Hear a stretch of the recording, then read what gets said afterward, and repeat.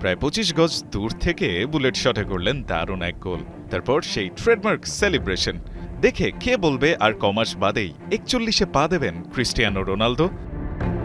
Portugal ৫-০ ব্যবধানে আর্মেনিয়াকে বিধ্বস্ত করবার ম্যাচে CR7 একাই করেছেন জোড়া গোল, আর তাতেই রেকর্ড বুকের পাতা হয়েছে ওলট পালট।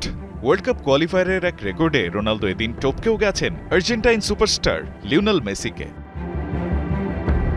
বিশ্বকাপ বাছাইতে এতদিন মেসির সমান ৩৬ গোল ছিল রোনালদোর।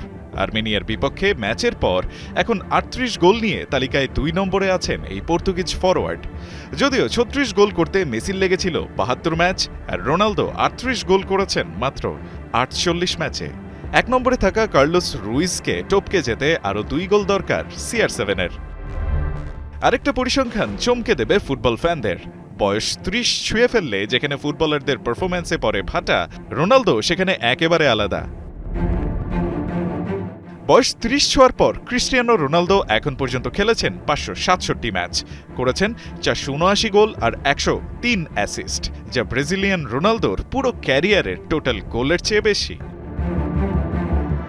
তাছাড়া সবশেষ ম্যাচে আর্মেনিয়ার বিপক্ষে করা জোড়া গোলে পর্তুগালের জার্সিতে রোনালদোর গোল সংখ্যা এখন ১৪০, যা করতে তিনি খেলেছেন ২২২ ম্যাচ।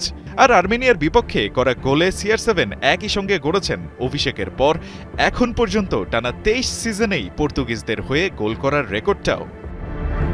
এভাবেই এজ ডিফাইং পারফরম্যান্সে রোনালদো যেন দিনের পর দিন দেখিয়ে যাচ্ছেন তিনি ইটারনাল, তিনি ইনএভিটেবল। রায়হান আহমেদ, ৭১।